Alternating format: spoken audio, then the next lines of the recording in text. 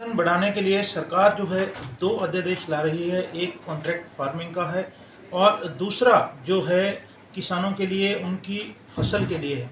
कृषि एवं कल्याण विभाग के एवं सहकारिता विभाग के जो अतिरिक्त मुख्य सचिव हैं संजीव कौशल हमारे साथ हैं, उनसे जानेंगे विस्तृत रूप से इनका क्या बेनिफिट्स हैं और क्या हानि जो है इन अध्यादेश की है। सर ये बताएं कि ये जो अध्यादेश आ रहा है और किसान जो समूह हैं उसका विरोध भी कर रहे हैं। एक कॉन्ट्रैक्ट फार्मिंग की, जैसे हम पहले उसी की बात करें कि किसानों को भय है कि बड़े लोग आएंगे तो उसमें कॉन्ट्रैक्ट फार्मिंग होगी तो उनकी ज़मीन जो है उनके हाथ से ना निकल। नहीं, ऐसे कोई बात नहीं है राकेश जी। देखिए, ये जो कॉन्ट्रैक्ट्स हैं, कॉन्ट्रैक्ट्स एक्ट अलग अलग प्रदेशों के अलग अलग किस्म से बने हुए थे और उसमें दूसरे प्रदेशों में जहाँ पे काफ़ी आगे बढ़ा हुआ काम है, चाहे वो गुजरात हो चाहे पंजाब हो, उसमें ये देखा गया कि वो आमतौर पर किसान का फ़ायदा नहीं होता था। अगर रेट कम जाते थे तो किसान को उसी रेट पे देना पड़ता था। अगर रेट बढ़ जाते थे तो कंपनियां बैकआउट कर जाती थी। उसी को सोचते हुए भारत सरकार ये अध्यादेश लाई है। इससे किसान को ये फ़ायदा होगा कि इंटर स्टेट भी सेल कर सकेगा ई नैम सुविधा के मुताबिक, और इंट्रा स्टेट प्रदेश के अंदर भी वो ये कार्रवाई कर सकता है। इसमें बिल्कुल कोई ऐसा नहीं है कि बड़े जने आ जाएंगे या नहीं आएंगे। आपको जानकर आश्चर्य होगा, हरियाणा प्रदेश में भी कॉन्ट्रैक्ट एक्ट पर ये काम हो रहा है।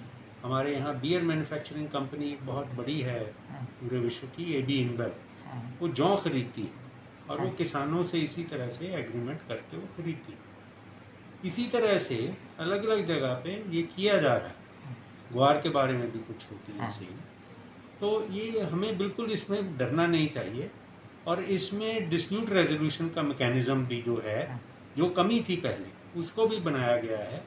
SDM की निर्धारित एक कमेटी बनाई गई है जो इसको हैंडल कर लेगी। इसके ड्राफ्ट रूल्स भारत सरकार अभी बना रही है, हम भी उसके बाद अपने ड्राफ्ट रूल्स बनाएंगे। तो इसमें किसानों को निश्चिंत रहना चाहिए, किसी का कोई नुकसान होने का कोई दृश्य नहीं होगा, परिदृश्य नहीं होगा। ये बताएं कि सर मौजूदा स्थिति में किसानों को इससे क्या लाभ हुआ और इसकी जरूरत क्यों पड़ी कॉन्ट्रैक्ट फार्मिंग की।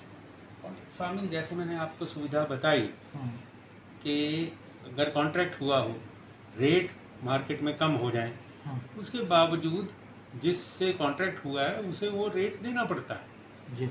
ये किसान के बहुत ही फायदे की बात है।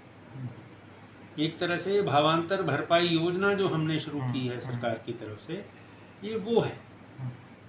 एक ये जो बात की जा रही है कि किसानों के लिए अब MSP की बजाय किसानों को पहले मैंडेटरी था कि मंडी में लाकर अपनी फसल बेचें, खासकर खाद्यान्न की बात करें, चावल या गेहूँ, अब उनके लिए छूट दी जा रही है। तो इसके बाद क्या MSP को धीरे धीरे समाप्ति की ओर है। नहीं, ये भी बात, ये बिल्कुल बिल्कुल जो कुछ 2-3 लोगों ने बात की है, बिल्कुल अनर्गल बात है। देखिए, जो छूट दी गई है वो किसानों के फ़ायदे के लिए दी गई है। उसमें ये है कि अगर वो with in the 4 walls of the market yard, 4 दीवारी में नहीं खरीद होती, किसान ला के नहीं बेचता और बाहर बेचता है, तो उसे मार्केट फीस देने की आवश्यकता नहीं है। और अगर वो मार्केट यार्ड में आके बेचता है तो उसमें मार्केट फी जैसे पहले होती थी वो लगती है। तो इसमें MSP के केस में तो आप जानते हैं कि हरियाणा सरकार के जो अदारे हैं वही खरीदते हैं, तो वो तो मार्केट में वैसे भी यार्ड में आना ही आना है। MSP की खरीद आज के दिन हरियाणा प्रदेश में सारे भारतवर्ष में सबसे अधिक होती है। चाहे वो गेहूँ हो, चाहे धान हो, बाजरा हो, चाहे सरसों हो, चाहे सूरजमुखी हो, चाहे चना हो, ये सारी चीज़ें।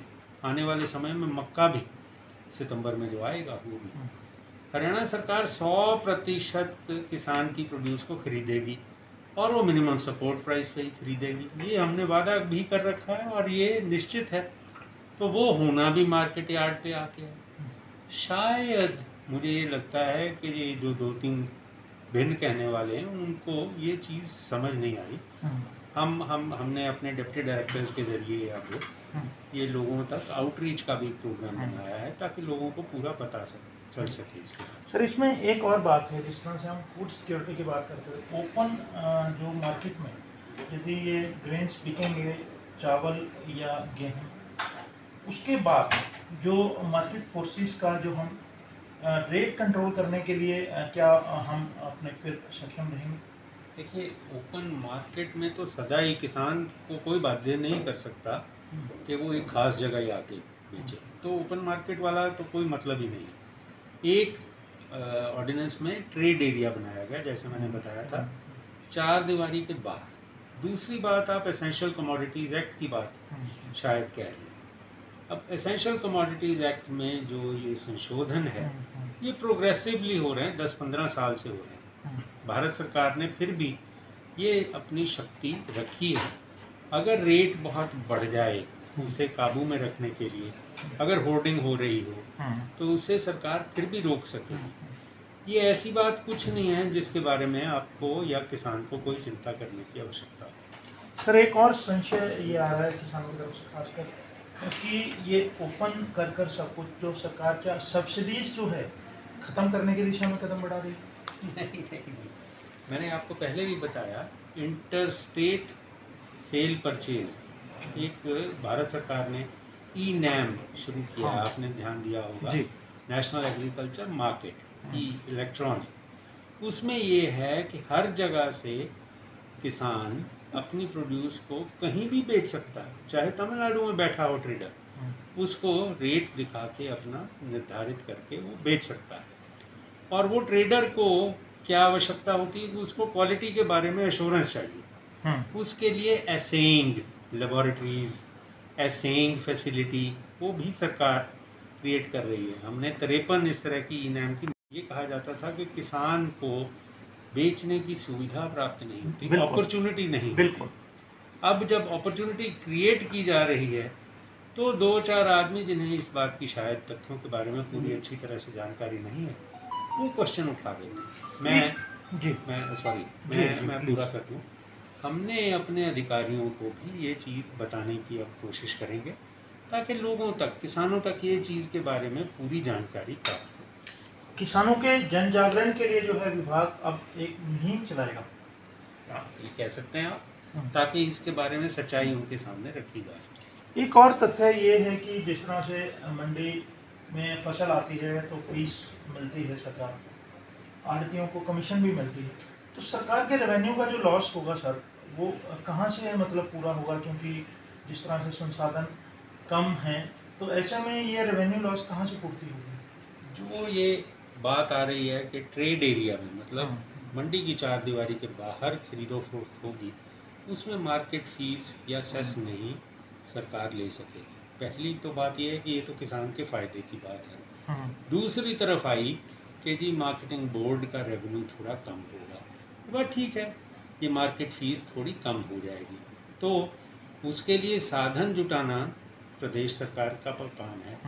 400-500 करोड़ रेज करने हरियाणा सरकार के लिए कोई बड़ी बात नहीं है। मुख्यमंत्री जी ने माननीय कृषि मंत्री भारत सरकार को भी जो अपना पत्र लिखा है, उसमें उन्होंने कहा है कि जो इसमें थोड़ा सा हमें रेवेन्यू का कमी आएगी, उसे भरपाई करने के लिए भारत सरकार भी सोचे। अब भारत सरकार भी मदद करेगी, हरियाणा सरकार के पास सुविधा है ही, तो ये हम पूरी कर लेंगे। और ये वैसे भी हमारा संस्थान है मार्केटिंग बोर्ड जी, उससे क्या क्या सुविधाएं लेनी है वो सरकार निर्धारित करेगी। किसान को इसके बारे में निश्चिंत रहना चाहिए। शुक्रिया, थैंक यू। तो अब इन अध्यादेशों के बारे किसानों को जागृत करने के लिए कृषि विभाग है जो वो मुहिम चलाएगा, अधिकारियों की जिम्मेवारी लगाएगा कि जाकर गांव-गांव जाकर किसानों को इन अध्यादेशों के बारे में बताया जाए, क्योंकि ये जो अध्यादेश हैं वो किसान हित में हैं, ना कि व्यापारियों के, या फिर किसी तरह से ये भी कहा गया है कि किस तरह की कोई सब्सिडीज़ की कटौती जो है सरकार किसान के जो खाद वगैरह या दी जाता है, जो भी उन्हें दिया जाता है उसमें कटौती नहीं की जानी है। हरियाणा न्यूज़ के लिए चंडीगढ़ से कैमरामैन संजय सिंह के साथ राकेश गुप्ता।